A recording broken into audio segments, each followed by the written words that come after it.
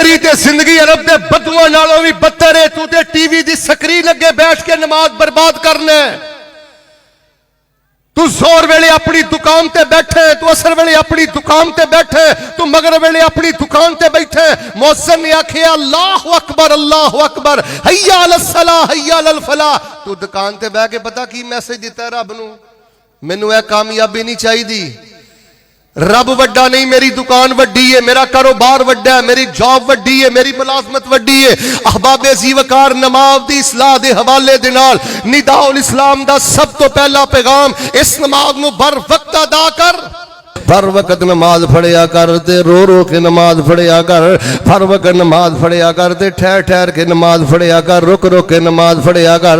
نوجوانوں, میرے بزرگوں, زندگی دی, کاروبار دی, رشتہ داری دی, نحوست دی سب تو بڑی وجہ نماز دی تیزی جے, نماز دی جلدی جے. اللہ دے بندے تے اللہ دی بارگاہ اندر تحفہ ہے, رو رو کے تحفہ پیش کریا کر.